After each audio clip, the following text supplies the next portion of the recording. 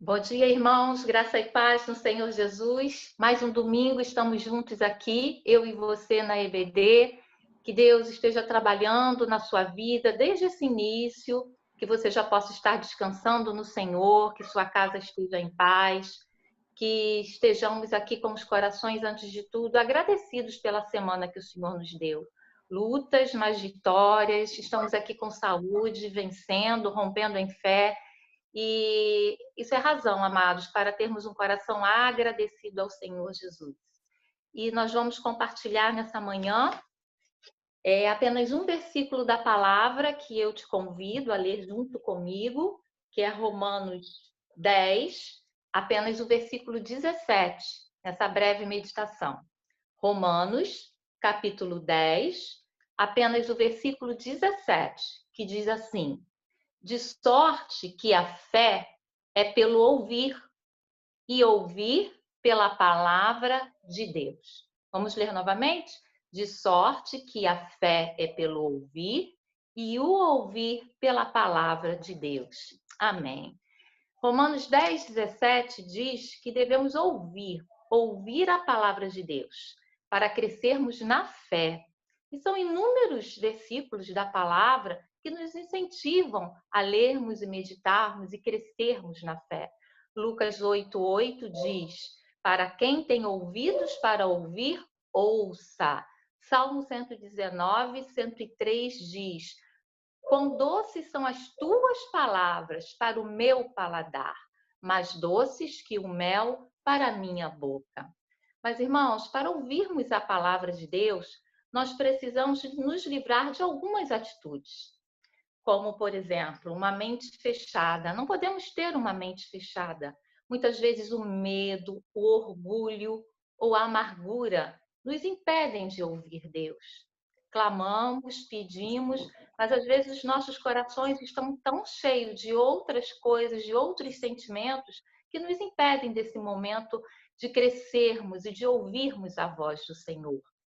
Precisamos ter cuidado também com a nossa mente, uma mente demasiadamente preocupada. Muitas vezes estamos tão ocupados e tão preocupados com outras coisas que não conseguimos ouvir Deus. Não paramos com o coração contrito para ouvirmos a palavra de Deus. Como ouvir o que Deus diz em sua palavra? Precisamos também ter esse cuidado. Muitas vezes lemos tão automaticamente que não ouvimos a voz de Deus. Primeiro, queridos, devemos ter um coração puro. Precisamos confessar os nossos pecados.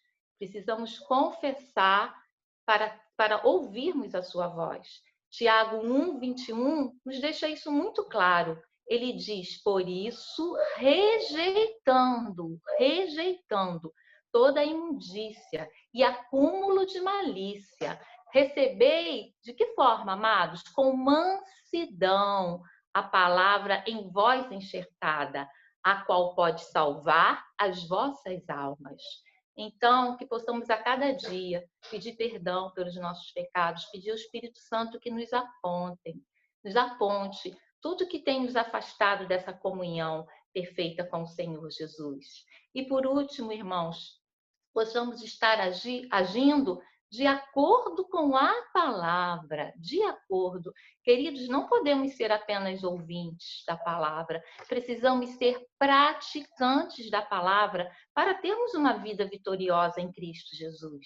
E terminamos com Tiago 1:25, que diz: mas o homem que observa atentamente a lei perfeita que traz a liberdade e persevera na prática dessa lei, não esquecendo o que ouviu, mas praticando-a, será feliz naquilo que fizer. Aqui está o segredo do sucesso, queridos, que possamos viver, que possamos praticar a palavra, para que possamos ser felizes em tudo aquilo que fizermos. Amém? Você pode dar um amém aí na sua casa? Feche os seus olhos nesse momento e vamos orar. Vamos pedir ao Senhor que nos capacite para sermos esse servo que confesse, que pratique confesse nossos pecados e pratique a sua palavra. Baixe a sua cabeça nesse momento, acalme o seu coração. Senhor, na tua presença, Pai, nós queremos verdadeiramente te agradecer, Senhor, por mais essa oportunidade de estarmos aqui na nossa escola dominical. Te pedimos perdão pelos nossos pecados, Pai.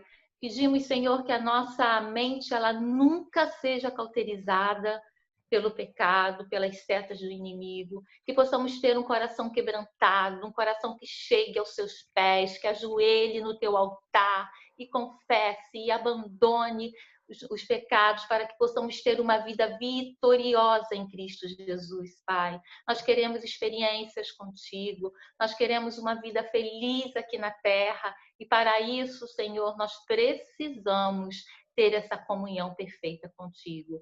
Que não sejamos apenas ouvintes, Pai, mas que sejamos praticantes da tua palavra, Deus. Em nome de Jesus. Nós queremos, Pai, te agradecer mais uma vez pela vida de cada irmão e de cada irmã que está aqui. Eles querem ouvir a tua palavra, Pai. Eu tenho certeza que eles praticam a tua palavra. Então, vai ao encontro, Pai, de cada problema. Vai ao encontro, Senhor, dos irmãos que estão precisando de cirurgias, como a nossa irmã Alice, Dona Alice, que está sempre aqui conosco, e muitos outros que estão passando por problemas, Pai, na sua saúde. Abre as portas, Senhor. Guia, Pai, e tenha misericórdia daqueles que estão com seus parentes nos hospitais, seja pelo coronavírus ou por outro problema. Cuida, Senhor, cuida. E nesse momento acalma os nossos corações, que a sua paz esteja em cada lar, em cada problema, em cada situação, que sejamos vitoriosos em Cristo Jesus, Pai. E nesse momento, Pai, te colocamos a vida do nosso pastor em tuas mãos. Usa-o poderosamente como tu tens feito, Senhor, e fala aos nossos corações, tira qualquer dúvida, Pai, e que possamos, Senhor, pensar nesse dia de estarmos contigo com alegria, Pai, não com medo, não com dúvidas, mas com alegria, Senhor. E abençoa toda essa manhã de escola dominical, a nossa live à noite. Já colocamos em teu altar a nossa semana também. Te agradecemos pelos aniversariantes da semana, todos eles são tão importantes para ti. Te agradecemos que nessa época tão difícil o Senhor tem dado um ano mais de vida, que eles possam falar, um ano mais de vida, guardou-me o Senhor. Senhor, agradecemos pela vida da Vanilda e todos os demais, especialmente hoje, no dia de hoje, pela vida da Patrícia Azevedo. Obrigada pela bênção que ela é no Ministério Infantil e cuide da vida da sua serva e de todos, em nome de Jesus. Amém, Pai. Amém. Amém. Graças a Deus.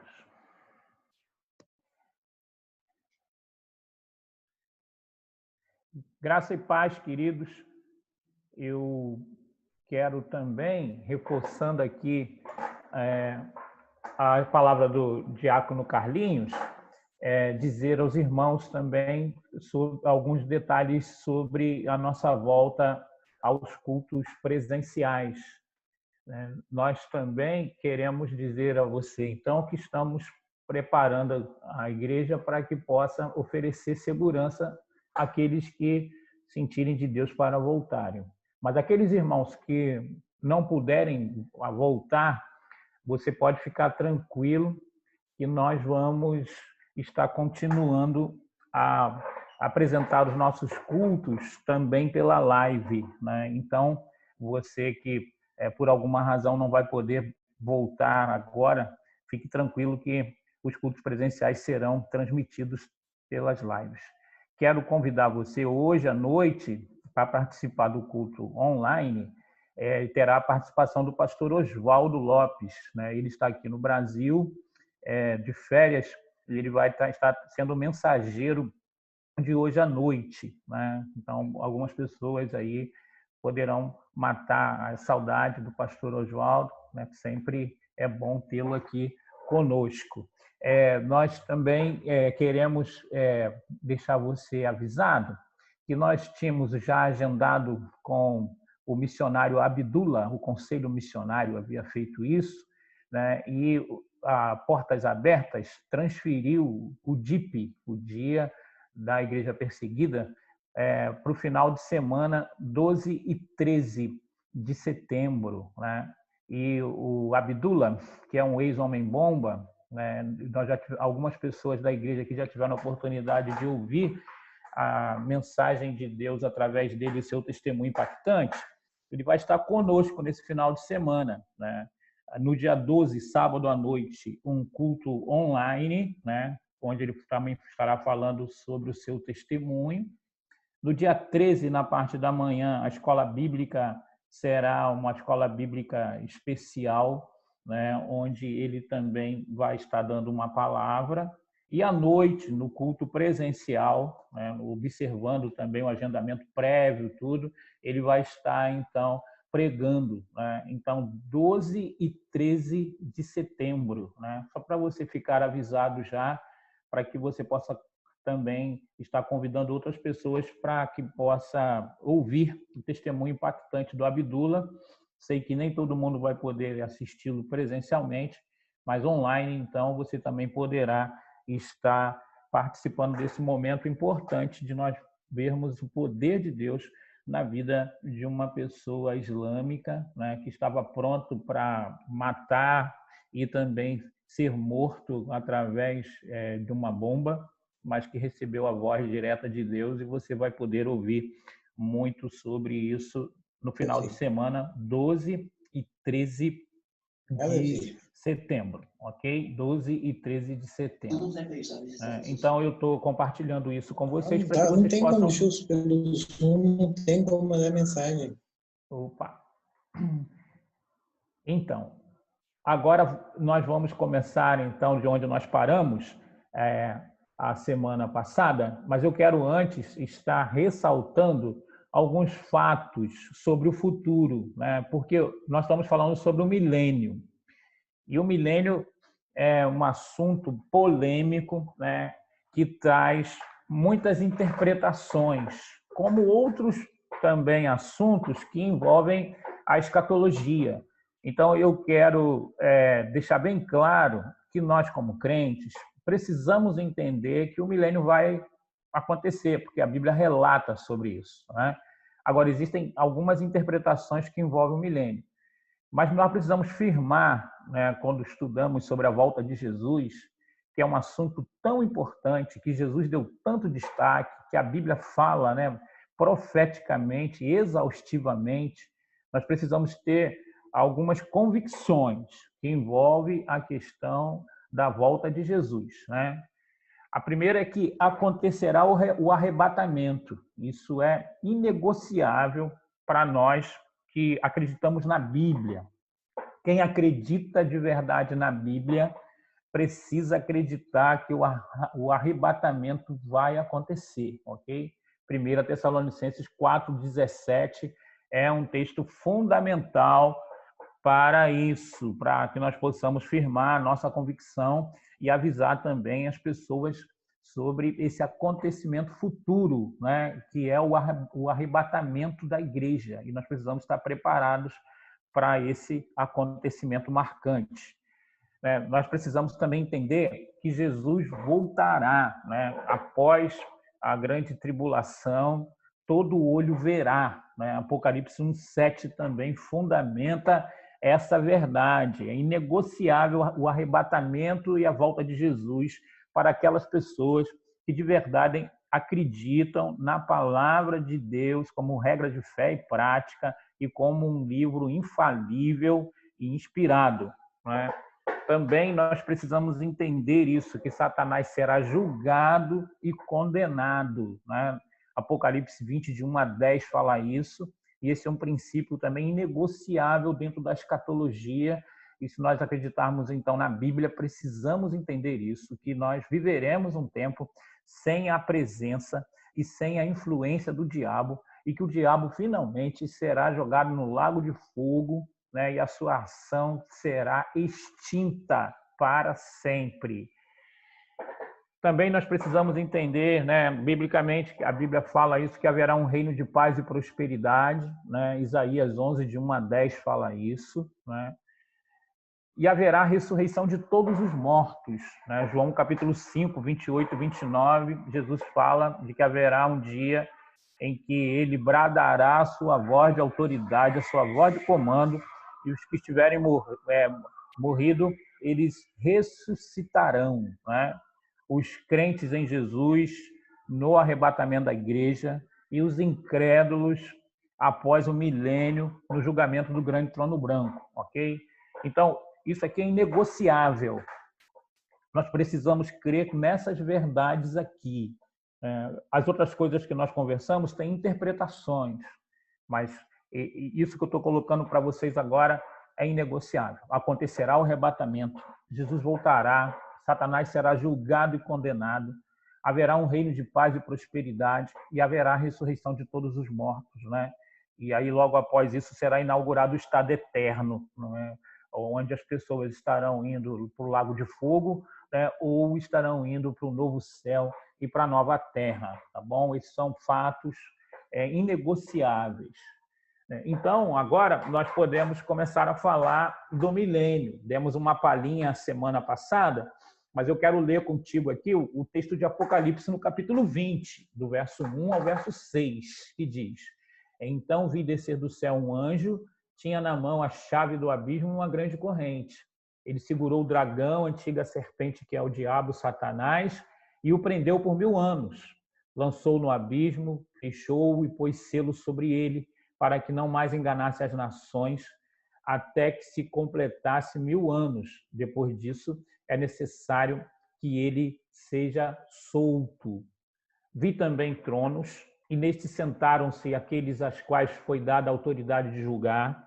Vi ainda as almas dos decapitados por causa do testemunho de Jesus, bem como por causa da palavra de Deus, tantos quantos não adoraram a besta, nem tampouco a sua imagem, e não receberam a marca na fronte e na mão.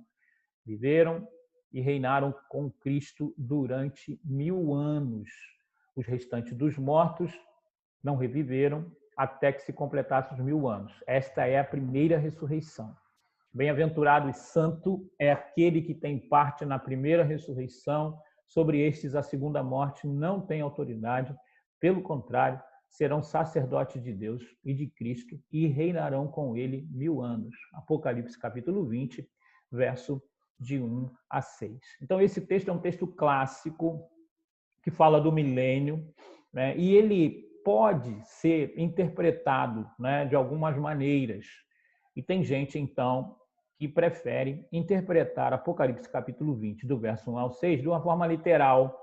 E tem outros teólogos, né, que preferem interpretar Apocalipse capítulo 20, do verso de 1 a 6, de modo simbólico. Então, é isso que eu quero também estar conversando com vocês, né? E agora, então, nós teremos que colocar algumas teorias que envolvem a interpretação do milênio, para que você, pelo menos, tenha conhecimento desses fatos, ok? Então, as teorias sobre o milênio, as mais populares e que vale a pena fazer uma reflexão, é o pré-milenismo, o pós-milenismo e o amilenismo. Quando você ouve, né, essa palavra pré, então você sabe que é antes. Então, o pré-milenista entende que Jesus voltará antes do milênio, né? E a maioria da igreja brasileira acredita que é dessa forma, que Jesus virá antes do milênio. Pós-milenismo, né? A palavra pós significa depois. Então, tem um grupo de pessoas, né, teólogos, crentes, que acreditam que Jesus vai vir após o milênio. Eles são chamados de pós-milenistas. E tem os amilenistas, né? O amilenismo. Esse A aí, né, é como se fosse uma negação, dizendo não ao milênio literal. Eles acreditam que o milênio será um tempo, né, o que já está até acontecendo, de uma forma espiritual, ok? Então, uma pessoa que estuda sobre o milênio, ele vai chegar à conclusão, se ele é pré-milenista, acreditando então que Jesus vem antes do milênio, se ele é pós-milenista, que acredita que Jesus vem depois do milênio, e a milenista, né? O amilenista não nega o milênio, ele só entende que o milênio não será um período literal de 1000 anos, tá? Que é um tempo espiritual, que nós vamos poder falar um pouquinho sobre essa interpretação daqui a pouco, ok? Mas existem essas 3 teorias sobre o milênio: pré-milenismo, pós-milenismo e amilenismo, tá? E a igreja brasileira, então, na sua maioria, é pré-milenista. Mas existem também algumas igrejas, alguns pastores que são pós-milenistas, não são tantos, e existe um grupo considerável de pastores e igrejas que são amilenistas, ok? Nós vemos, então, essas 3 teorias sobre o milênio. Não esqueça: pré-milenismo, pós-milenismo e o amilenismo, né? Qual é a diferença básica entre essas teorias? O pré-milenismo entende que o texto de Apocalipse 20 e os textos proféticos da Bíblia que falam sobre a escatologia, sobre o futuro, eles têm que ser interpretados literalmente. Quando fala 1000 anos, é 1000 anos mesmo e pronto, ok? Agora, o pós-milenista e o amilenista, eles interpretam os textos proféticos de forma simbólica. Então, eles dão interpretação para os símbolos. Então, eles não entendem que o milênio é um período literal de 1000 anos, né?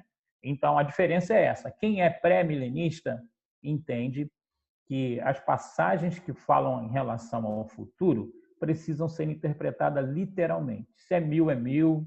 Se tem um anjo com a grande corrente e vai prender o diabo, é assim que vai acontecer, né? E o pós-milenismo e o amilenismo vai entender que não é bem assim, que o sentido, então, é um sentido espiritual que precisa ser interpretado, ok? Então, essas são as diferenças básicas entre as teorias, né? Então, as posições escatológicas são essas aqui: amilenismo, né? O amilenismo, que acredita, então, que o milênio é espiritual, né? Vou dar uma palhinha já para você. Eles entendem assim, que quando Jesus veio, né, ele prendeu o diabo, né? Prendeu o diabo. Qual é a base bíblica para eles?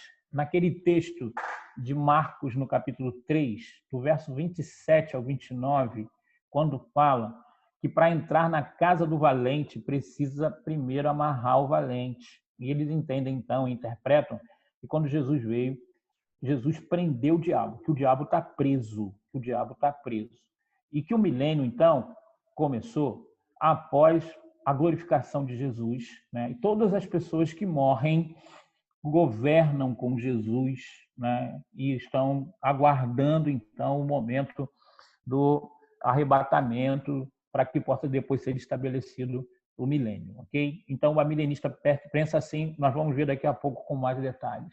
O pós-milenismo acredita de que, por causa da pregação do evangelho, o mundo não vai piorar, o mundo vai melhorar, né? Isso. E após essa melhora significativa, Jesus, então, vai vir, ok?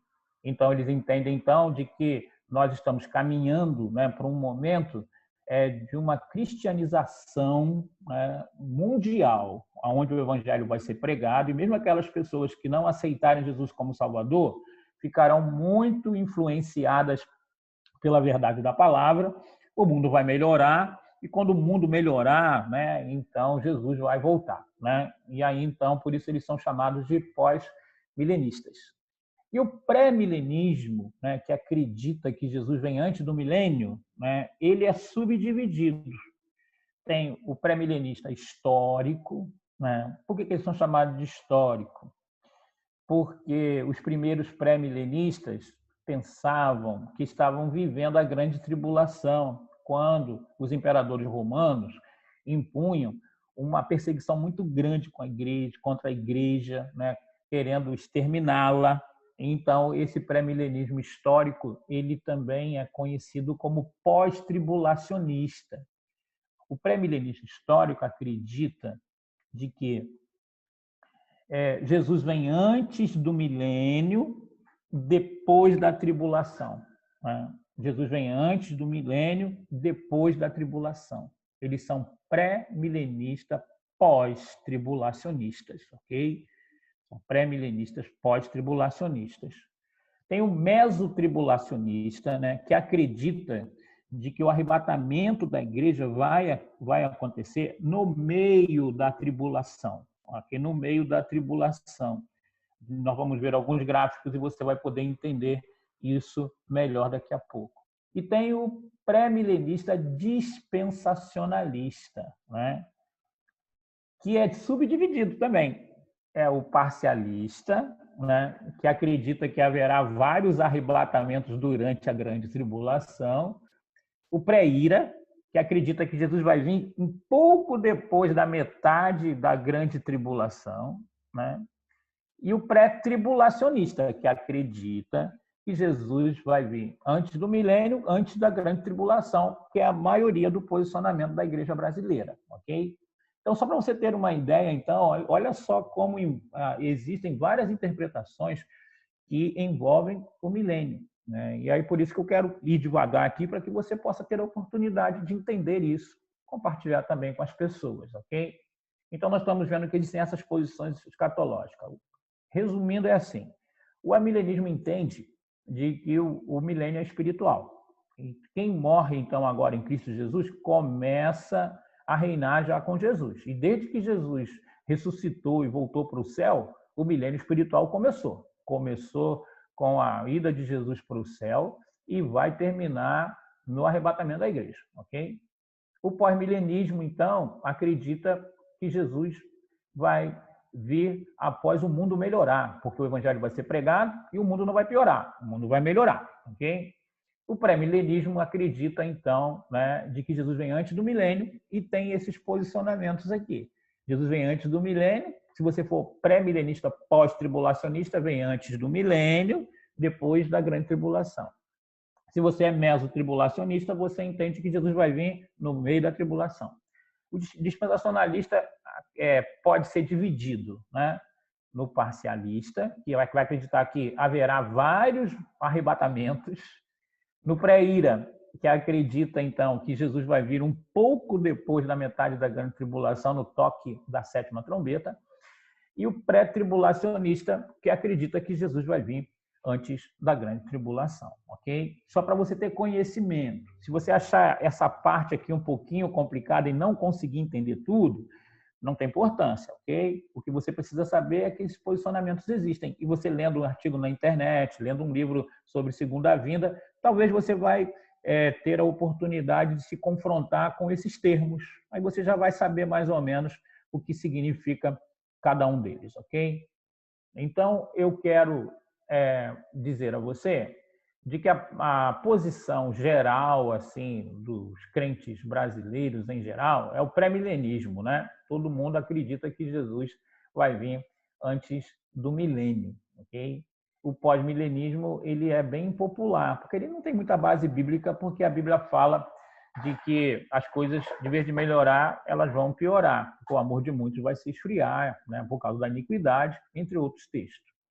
O pré-milenismo, então, acredita que Jesus volta antes do milênio para estabelecer seu reino na Terra, que será espiritual em sua essência, mas geográfico, político e material em sua manifestação. O que é isso?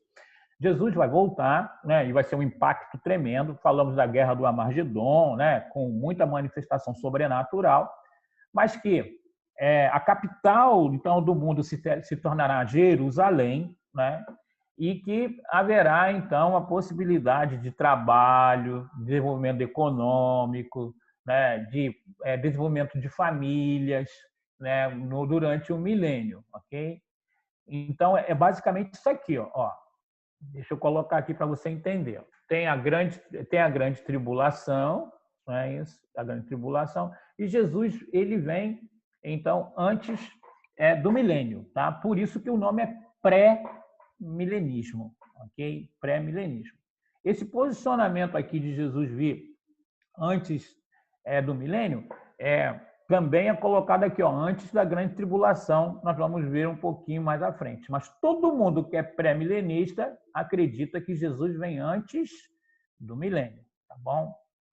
O pós-tribulacionismo, ó, o arrebatamento e a segunda vinda são um único evento.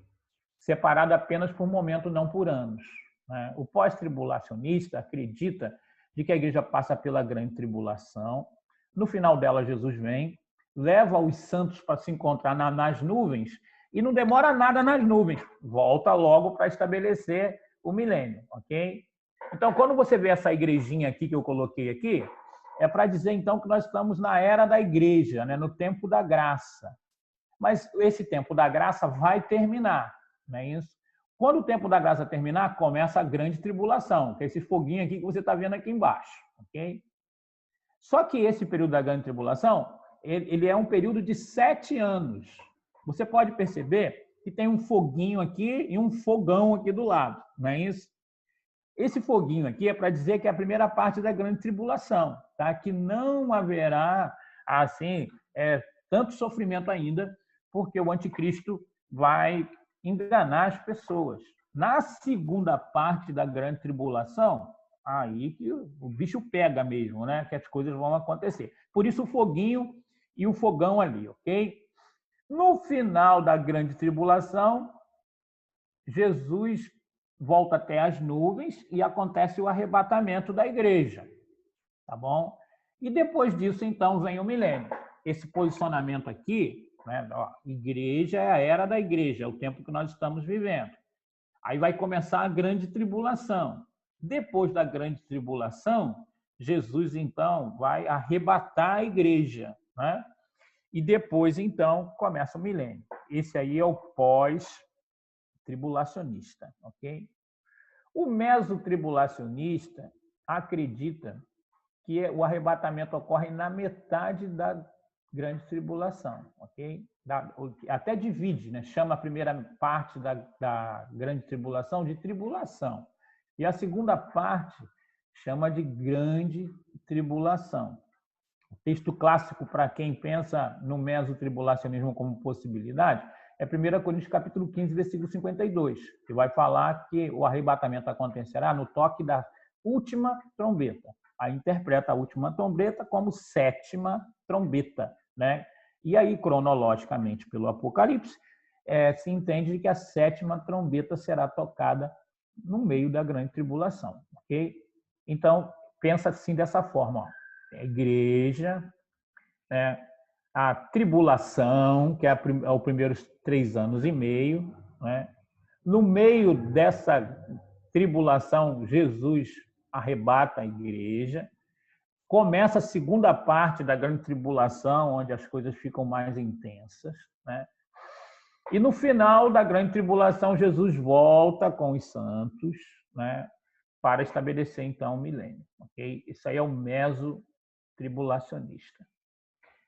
O parcialismo, que é um outro posicionamento, acredita que haverá arrebatamento em estágios determinados pelo grau de fidelidade e espiritualidade de cada crente.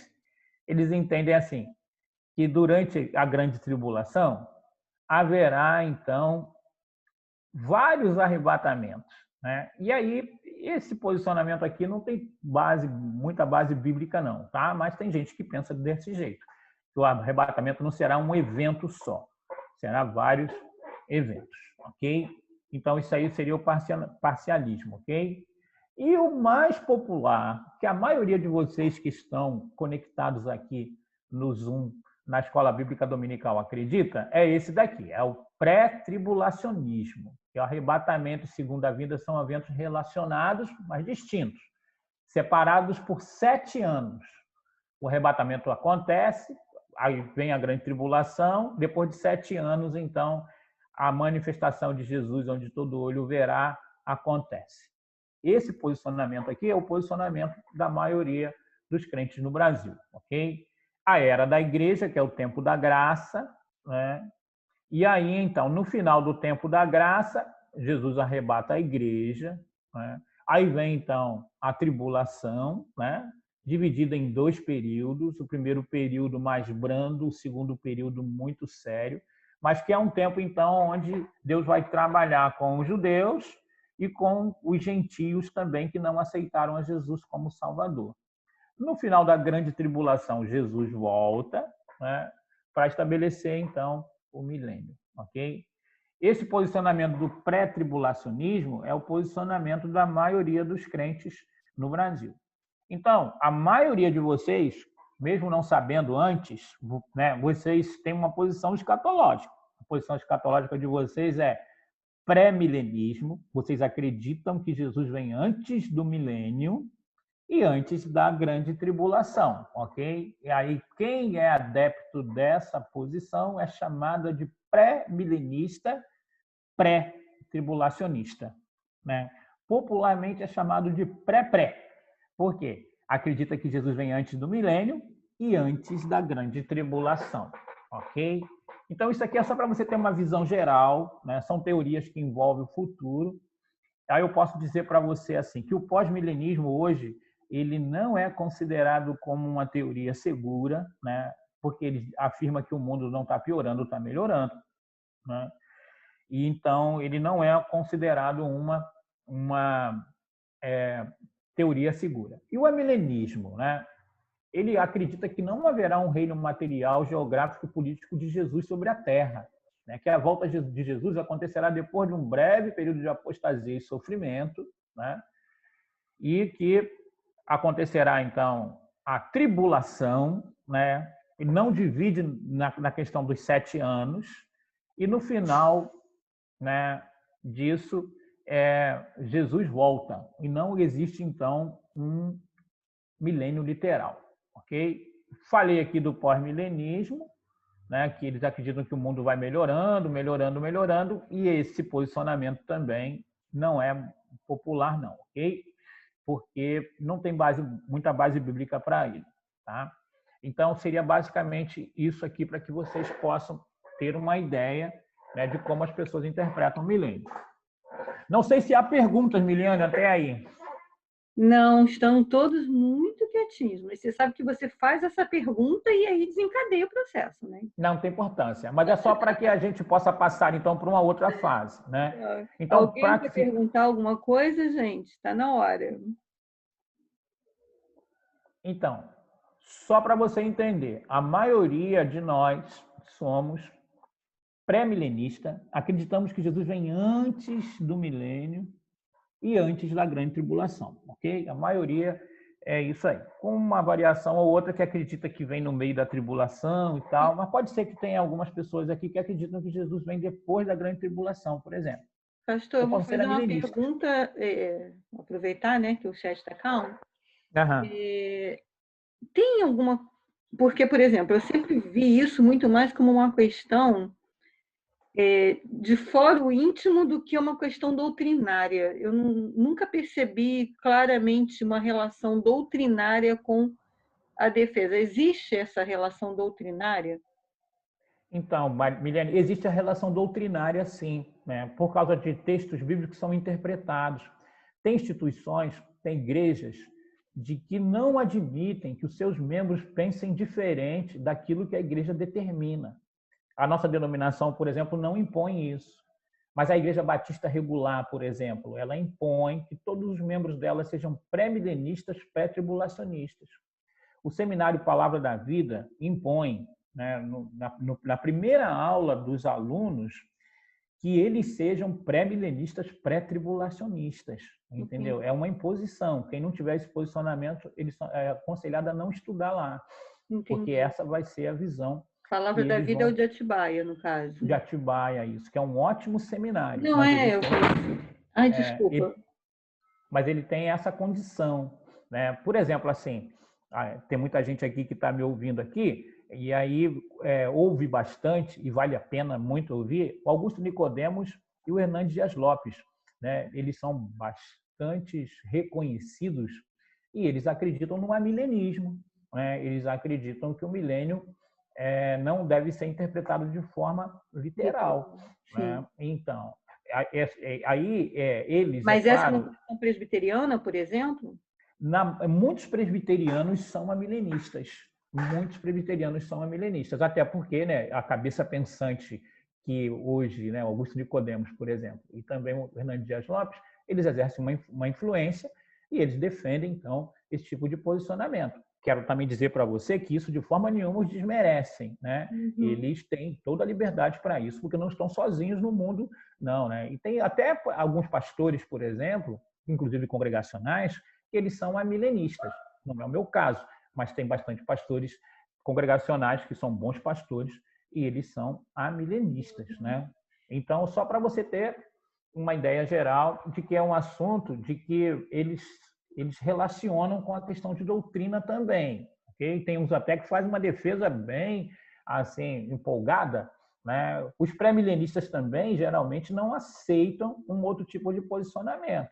A maioria, então, das pessoas que estão conectadas aqui, talvez escutaram na igreja apenas o posicionamento pré-milenista, pré-tribulacionista. Para alguns até, o que está sendo falado aqui talvez seja novidade. Não sabia que havia esses outros tipos de posicionamento. Tem gente que defende a ferro e fogo e encara isso como uma doutrina fundamental e não quer conversa com quem pensa diferente, não. Mas acho que não deve ser essa postura, não.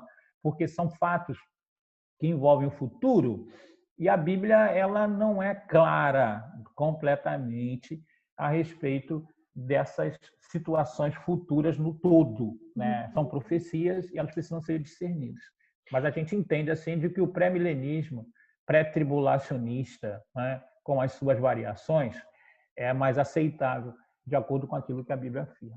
Então, no chat agora, a Tamires falou que é muita informação que tem que processar para fazer perguntas, e realmente né? Acabei de fazer teologia sistemática de novo e lembrar esses aspectos, é muita coisa mesmo. E o Denis falou que ele é meso, mas meso, no caso, é meso tribulacionista, porque a questão do milênio é diferente, né? Oi? O meso, no caso, seria para a visão em relação à tribulação. A tribulação, isso. Mas vem antes do milênio, no meio da tribulação. O milênio já é uma...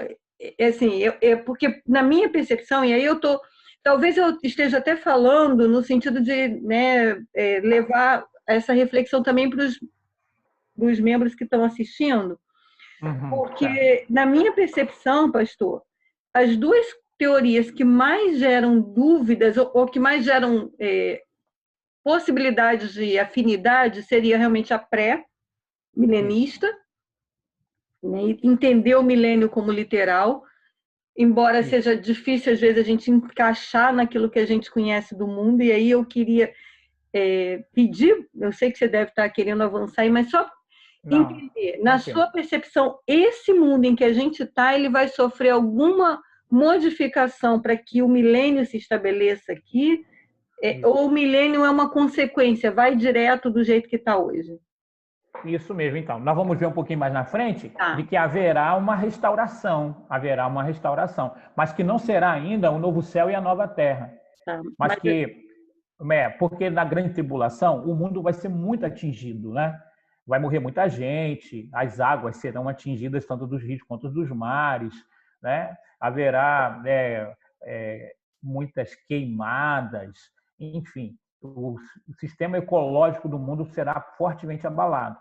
E aí nós vamos ver alguns textos bíblicos que vai dizer que, pelo poder de Deus, né, para que o mundo possa se tornar novamente habitável, haverá então uma transformação bem significativa para que haja essa possibilidade de se viver com dignidade, com conforto durante o milênio, até porque o milênio impõe que essas mudanças possam estar ocorrendo.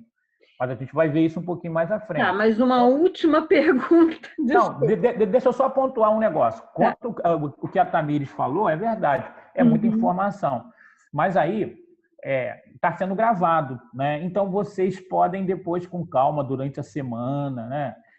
Depois naquele intervalo do almoço, aí de repente, assim, de vez de ver a série preferida, então separar um tempo, aí vai lá e vê com cuidado lá os gráficos, e vocês vão poder entender melhor isso. Se você tiver muita dificuldade de entender, então pode perguntar particularmente, né? Ou se não, se atenha o posicionamento que você tem, né? Não fechando questão, mas fundamentando, até para explicar às pessoas, né? E vamos deixar para o futuro, e você vai ver se você está completamente correto na sua interpretação ou não. Perfeito. Ninguém vai perder a salvação porque pensa num determinado posicionamento escatológico. Okay? Só a minha última pergunta é a seguinte, pastor. Então, não existe nenhuma base bíblica para a gente entender que esse planeta vai sumir? Existe sim, depois do milênio. Por quê? Porque no final do milênio, não sei se vai dar tempo para hoje, haverá uma guerra chamada de Gog e Magog. Gog e Magog, que vai ser a batalha final, né, onde Satanás vai tentar reverter o quadro. Ele é teimoso, então ele vai tentar reverter o quadro. E aí, então, nesse confronto, nesse embate, a Terra será fortemente atingida. E a Bíblia, então, vai dizer, então, por uma questão de princípio, nós vamos estudar isso um pouquinho mais à frente quando falarmos do estado eterno, a Bíblia fala de que passará os céus e a terra, não é isso que Jesus diz? Então, e 2 Pedro, capítulo 3, também vai dizer de que a terra e o céu, como nós conhecemos, eles serão entesourados para o fogo. E a Bíblia vai dizer, então, usando até uma palavra grega, quando fala novo céu e nova terra, tem uma palavra grega que é kainos, que é completamente novo, inédito, né? E que fala que nesse novo céu e nova terra desce do céu, né? E que ela será, então, completamente nova. Nós veremos um pouquinho mais na frente o questionamento que se levanta, por que o céu, como ele é hoje, vai precisar também ser completamente deixado de lado para que possa ter uma outra realidade, né? A gente vai estudar isso um pouquinho mais à frente. Não vou falar agora não, para que a gente possa ter curiosidade, ok? Mas a sua percepção de que o mundo passará por uma transformação muito radical no milênio, né? E de que a Terra ela será destruída. A Bíblia fala isso, ok? Que virá uma nova Terra, completamente nova. Aí, como é que nós sabemos que é completamente nova? Por causa da palavra kainos, que parece lá para nova, ok? Tem duas palavras gregas para novo.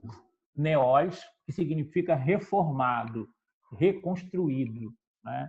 E kainos, que significa completamente inédito, novo. Quando a Bíblia fala de novo céu e nova terra, a palavra que ela usa no grego é kainos, que é inédita, completamente nova.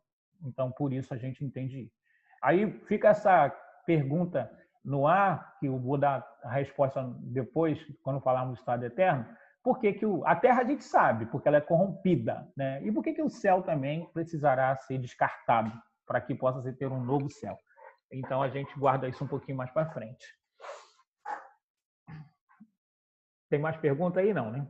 Não, perfeito, pastor. A gente está aqui já na curiosidade, mas vamos lá. Tá bom.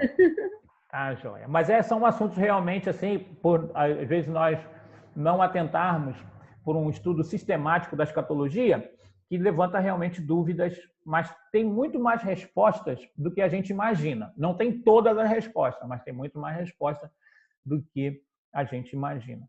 Mas vamos voltar então aqui para o milênio, as características do tempo, chamado milênio. Então, para você ter uma ideia, olha só quantos textos falam a respeito desse período na Bíblia. Um questionamento milenista é de que não se pode formar uma doutrina num versículo só. E eles afirmam, então, que o milênio só é relatado na Bíblia numa passagem só, que é Apocalipse no capítulo 20, do verso de 1 a 10. Mas se nós olhar com cuidado, nós vamos ver que Apocalipse 20, de 1 a 10, Isaías 11, de 1 a 10, Isaías 65, 18 a 25, Zacarias 14, 9 a 10, Isaías 9, 7, Isaías 61, 3, Jeremias 25, 5, 6, Ezequiel do capítulo 40 ao capítulo 48, Daniel 2, 44, Oséias 1, 10 e também capítulo 3, versículo 5, Amós 9, 11 ao 15, Miqueias 4, de 1 a 8, Apocalipse 11, 15, entre outros textos, falam do milênio, né? Então, é bastante literatura profética para a gente estudar, ok? Você também, depois, com mais calma, poderá estar olhando aí esses versículos aqui, ok? Semana passada, nós já falamos e até descobrimos, né, que o nome Miliane significa 1000 anos, milênio, na verdade. A palavra milênio vem do grego, né, chiliade, é formada por 2 vocábulos, significa 1000 anos. Nós falamos isso a semana passada. E para a maioria dos cristãos é um período de 1000 anos literais que se iniciam logo após a segunda vinda de Cristo. Assim, a grande notícia é que nesse período Satanás será preso e Cristo reinará com seu povo escolhido sobre a terra. E tem os textos aqui que eu já compartilhei um pouco lá em cima, alguns desses, para que você possa então estar fundamentando a doutrina do milênio em textos bíblicos. Mas nós demos uma palhinha semana passada sobre o milênio, dessa forma. Então, quais são as características do milênio? Primeiro, Satanás preso, o diabo preso por 1000 anos. E isso é uma ótima notícia. Podemos dizer que a batata do diabo está assando. Ele vai ser preso e depois condenado. Então, quando falamos no milênio, nós lembramos da prisão do diabo. A outra coisa que nós precisamos lembrar do milênio é um tempo de absoluta paz. Isaías 54:13. Tanta paz que vai haver uma ausência de ferocidade dos animais. Os instintos dos animais serão mudados. E essa figura bem característica que está sendo apresentada aí do leão aí junto com o cordeiro. Eles bem amistosos. Lá em casa, por exemplo, eu tenho um pitbull, tenho uma Rottweiler, e tem 2 gatos. De vez em quando eles estão, um correndo do outro, não. O gato correndo da cadela. No milênio, eu acho que os gatos estão orando para o milênio chegar logo, para esse período difícil deles, da grande tribulação deles passarem. Longevidade e saúde, e a morte será uma exceção. Essa é uma questão também que as pessoas levantam sobre o milênio, porque no milênio haverá 2 tipos de população. A população que foi arrebatada com o corpo glorificado, que vem para reinar, e as pessoas que passaram da grande tribulação para o milênio e que não morreram, mas que eles rejeitaram a marca da besta e do falso profeta. Esse grupo aí, que não morreu, eles estarão participando do milênio. E alguns textos da Bíblia vai falar de que essa população que ainda não vai estar com o corpo glorificado, eles vão ter assim uma longevidade muito especial, muito marcante. Nós encontramos aqui em Isaías 33:24, vou ler aqui para vocês, quando fala do milênio, quando fala: nenhum morador de Jerusalém dirá, estou doente, porque ao povo que habita nela perdoar-se-lhe-á a sua iniquidade. Isaías 65:20 é mais marcante ainda, quando vai dizer o seguinte: não haverá mais nela crianças para viver poucos dias, nem velho que não cumpra os seus, porque morrer aos 100 anos é morrer ainda jovem, e quem pecar só aos 100 anos será amaldiçoado. É interessante que a gente também percebe que no milênio, apesar do diabo estar preso, de ser um tempo de absolutamente paz, de grande longevidade e saúde, haverá a possibilidade das pessoas pecarem. Vai ser até uma prova de dizer de que as pessoas pecam não só por causa do diabo, mas porque elas optam por isso. O Senhor será rei sobre a terra, Zacarias 14:9 fala sobre isso. Será um tempo de justiça muito grande, a corrupção, essas coisas assim acabarão nesse período, a justiça será feita. E o conhecimento do Senhor será universal, será um tempo de grande avivamento. O conhecimento do Senhor cobrirá toda a terra como as águas cobrem o mar. Isaías 11:9 fala a respeito disso. E a pergunta ainda da Miliane, também foi um questionamento da Ivete na semana passada, é que o meio ambiente será restaurado ao seu estado original, será altamente saudável, e nesse período aí de 1000 anos não haverá terremotos ou catástrofes naturais. É interessante que Isaías 35:1 vai falar para nós a respeito disso. de uma forma bem específica. Ó, o deserto e a terra se alegrarão, o ermo exultará e florescerá como narcisos, florescerá abundantemente, jubilará de alegria, exultará, né? Enfim, fala desse tempo, então, como um tempo bem marcante, né? O verso 7, por exemplo, do capítulo 35 de Isaías fala: a areia esbraseada se transformará em lagos e a terra sedenta em mananciais de águas, onde outrora viviam os chacais, crescerá a erva com canas e juncos. Então, a promessa é de uma restauração, né, bem impactante para que a terra se torne abundantemente habitável, né? Aí aqui eu coloquei aqui os versículos que falam, né, que as fontes e os mananciais das águas serão abundantes, a terra produzirá abundantemente, haverá um sistema econômico perfeito e as necessidades das famílias serão amplamente supridas através de uma sociedade produtiva, né? Nesses textos aqui mostra de que haverá trabalho no milênio, né, e que as pessoas poderão também ter uma vida muito saudável nesse período, né? Então, é um tempo que gera em nós bastante expectativa para que possamos estar participando dele, né? Tem um texto, né, que mostra para nós, para você ter uma ideia dessa transformação, que no milênio haverá um aumento da luz solar e lunar, o que causará um aumento da produtividade agrícola na Terra, né? Depois, para você dar uma olhada nisso, você pode ver aí Isaías capítulo 4, verso 5, capítulo 30, verso 26, capítulo 60, verso 19 e 20, né? Também existe, né, uma interpretação de que a língua será unificada nesse período, as barreiras linguísticas serão desfeitas. Sofonias 3:9 fala a respeito disso. E haverá uma transformação no corpo das pessoas que têm deformidades físicas, né? Não haverá doentes e nem deficientes no período do milênio, né? Mas haverá ainda a possibilidade de pecado, até para mostrar que o pecado está dentro da natureza humana, né? Mesmo sem a presença do diabo. A Bíblia fala de que no final do milênio é necessário que o diabo seja solto, né? E aí, então, haverá a guerra de Gog e Magog, e após isso, então, começa o estado eterno. Separei aqui alguns textos para que você possa ter aí.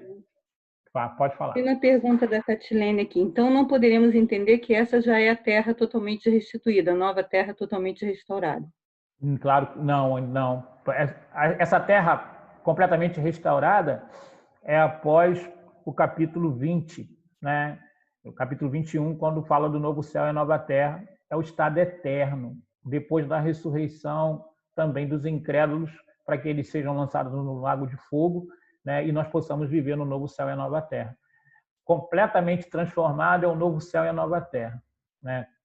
Completamente novo, né? Inédito. No milênio haverá uma restauração da terra para que ela possa se tornar habitável. E essa restauração já vai ser um tanto quanto impactante. O mundo será bem diferente daquilo que a gente conhece hoje, né? Haverá uma restauração ecológica no mundo, né? E o mundo vai se tornar um lugar muito mais agradável durante o milênio. Depois vem a guerra do Gog e Magog, eu estou falando aqui da linha do tempo, haverá estragos novamente, e aí sim, então, haverá o novo céu e a nova terra que serão completamente inéditos. Nós estudaremos sobre isso quando falarmos do estado eterno. Mais alguma pergunta aí, Miliane? Não. Tem. Tá. Eu vou pedir, pastor, se eu pedir para as pessoas prestarem atenção no chat, tem algumas mensagens que eu estou mandando no privado para identificação, porque o nome das pessoas não está permitindo identificar quem são, tá? Tá ok. Eu estou terminando também aqui hoje. Aí tem essas profecias aqui que afirmam a literalidade do milênio, ok? Para a gente entender, então, que o milênio, segundo a Bíblia fala, ele é um período de 1000 anos. E é claro que o Apocalipse é um livro simbólico, né? Mas quando você interpreta o Apocalipse à luz das profecias do Antigo Testamento e das profecias também do restante do Novo Testamento, a gente chega então à conclusão e pode fazer a separação daquilo que é simbólico e daquilo que é literal, ok? Então, as nações e o mundo inteiro sob o governo de um único rei e senhor, né? Isso é profetizado no Salmo 2, no verso 8. Isaías 35, 1 e 2. A descrição da glória do Senhor numa região totalmente desértica.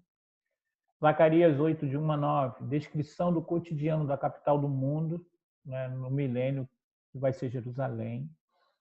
Mateus 19, 28. A palavra de Jesus acerca do milênio, né? Jesus fala ali acerca do milênio, desse período em que nós estaremos reinando junto com ele, em Mateus 19, 28.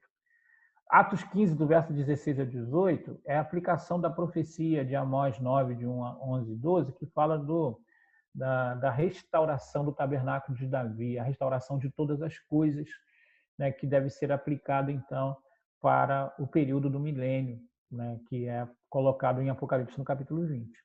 E, por último, Apocalipse no capítulo 2, do verso 25 ao 28, que é a declaração de Jesus, por intermédio do apóstolo João, sobre a realidade do reino milenar vindouro. Eu sei, como a Tamiri disse, que são bastante informações, mas o que você tem que guardar? Você tem que guardar o seguinte, que na linha do tempo está para acontecer o arrebatamento da igreja. Logo após o arrebatamento da igreja, acontecerá a grande tribulação. No final da grande tribulação, Jesus vai voltar junto com aqueles que foram arrebatados para estabelecer o milênio, né? E nesse momento também ele vai tirar de cena a besta e o falso profeta. No milênio, então, o diabo será preso, né? E a gente precisa entender isso. A besta e o falso profeta serão lançados no lago de fogo e o diabo vai ser posto num abismo, né? Vai ficar preso durante 1000 anos. E esse tempo vai ser um tempo de paz, de prosperidade, né? Um tempo muito marcante. No final, então, o diabo será solto, tentará seduzir, então, as pessoas que passaram pelo processo da grande tribulação e entraram no milênio sem o corpo glorificado. E haverá, então, uma tentativa de rebelião, e aí o diabo finalmente será completamente derrotado e lançado no lago de fogo, e começa, então, o estado eterno.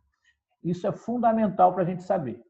As outras coisas são detalhes, né, que a gente deve estudar a fundo, mas que não deve ser a nossa preocupação prioritária. Ok?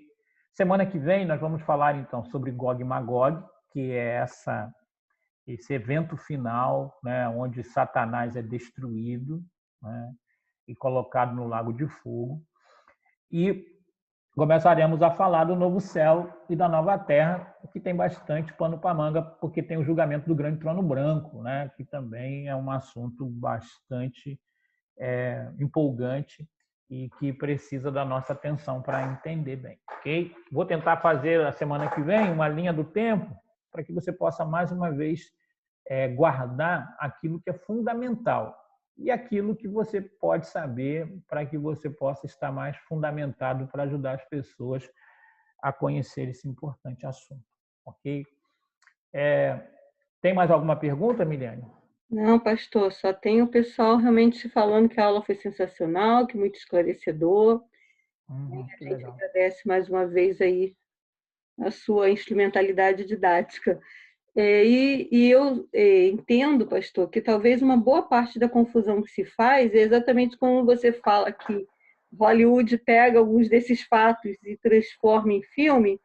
Então, a gente ouve falar muito mais do Armagedon do que de Gog e Magog. Possivelmente porque eles também não conseguem chegar a Gog e Magog, é muito complexo. É verdade, é verdade. Então, e aí as pessoas confundem também como Armagedon como a batalha final, né? Mas a batalha final é o Gog e Magog lá no final do milênio. Tem duas batalhas, uma no final da grande tribulação, que é o Armagedon, e a outra no final do milênio, que é o Gog e Magog, né? Que a gente vai estudar um pouquinho sobre isso. E aí Hollywood também faz uma confusão, ele coloca sempre o Apocalipse como uma catástrofe, né, geral. O Apocalipse é uma redenção para nós. A gente sabe, então, de que o bem vai prevalecer no final, né? Então, é fundamental que a gente tenha essa linha do tempo de uma forma clara e separar fatos de especulação, entendendo que as especulações também nos ajudam, melhor dizendo, a ter uma visão mais ampla e nos faz também ser compreendidos como pessoas que não são alienadas, mas que sabem o que está acontecendo de uma forma geral, né? E abre espaço para que as pessoas possam ter as suas curiosidades, pelo menos avaliadas e respondidas, se não de uma forma plena, mas através de uma tese.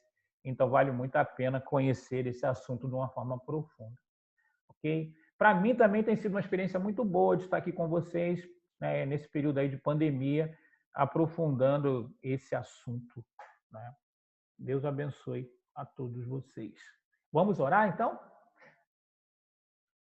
Senhor, eu quero te louvar por esse tempo onde nós estudamos sobre o milênio, tão importante para que nós possamos estar também na expectativa sobre aquilo que o Senhor já está realizando e vai realizar no mundo.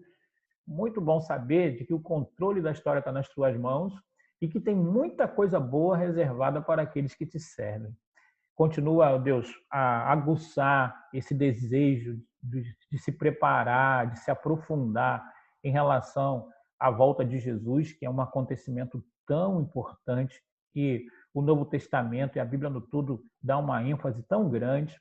A gente quer, ó Deus, estar aprendendo mais sobre esse assunto. Pedimos a ajuda do Espírito Santo para isso. Ó Deus, obrigado mais uma vez pela instrumentalidade da Escola Bíblica Dominical. Abençoa a Miliane e a Sandra, guarde de toda retaliação e que a nossa escola bíblica possa continuar florescendo para a glória do teu nome. Em nome de Jesus. Amém. Sandra? Amém, Senhor. Amém, Jesus. Amém.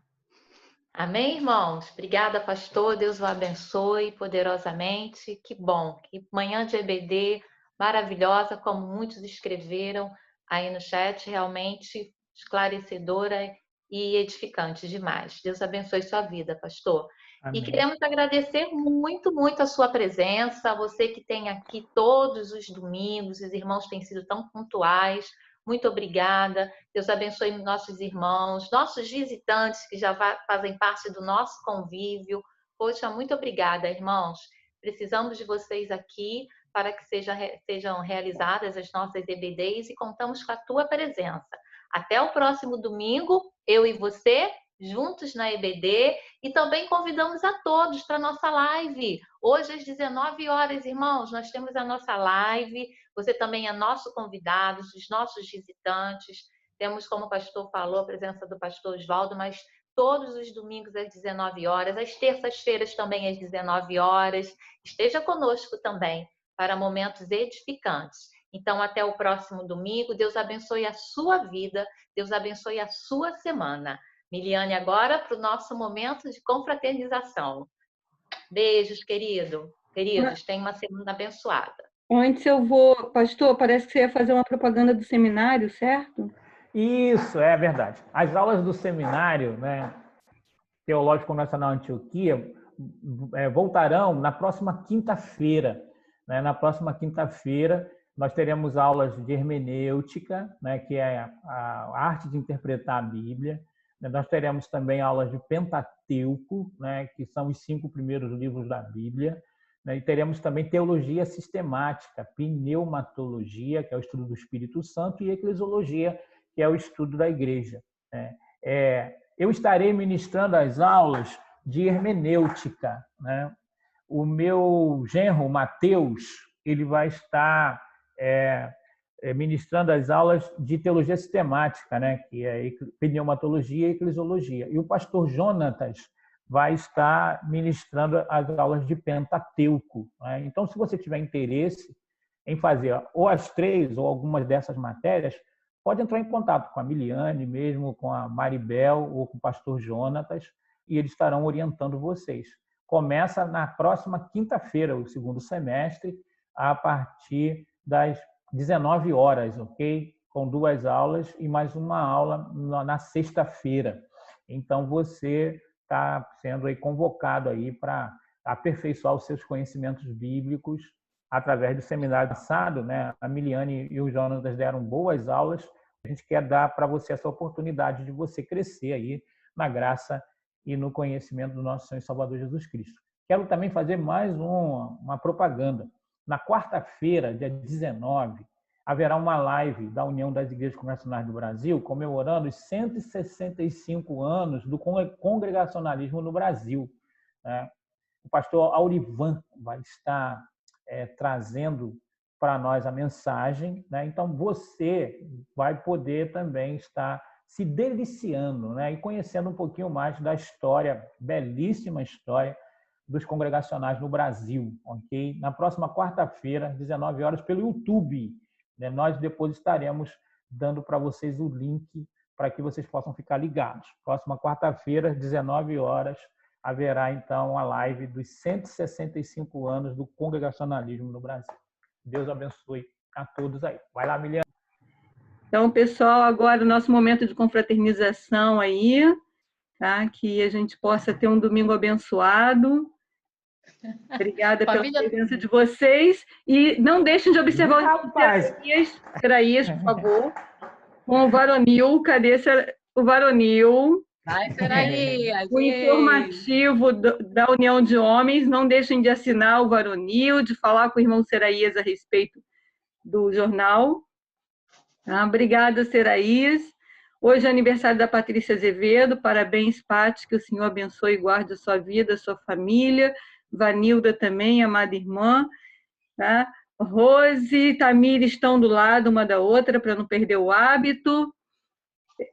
Tá? Bom dia a todos, um bom domingo, uma boa semana. Fiquem na paz. Junto, Miri! Eita, Miri! Márcio! Como diz a Sandra, eu e vocês juntos no EBD. Amém, isso aí. Tchau, tchau, gente. Tchau, gente. Tchau, gente. abraço a Paz. todos. Bom domingo. Deus abençoe! Renata. Tchau. E olha a galera aí, ó. Que legal. A tia Edmeia ali. Oi, tia. Ei, tia Edmeia, tudo bem? Saudades. Lorenza está com nós hoje. Beijo. Olha aí a família aí abençoada. Amém. Lorenza é o seu Luiz, que agora eu sei que é o seu Luiz. Nunca agora já mais. sabe que é o Luiz. Luizão! Fala comigo, Luizão! Deus abençoe. Paz, gente, uma boa semana. Parabéns. Obrigado, Samuel. Um abraço. Muitos anos de vida. Um abraço, gente. Tchau, gente. Tchau. Vou fechar a sala, então. Tchau.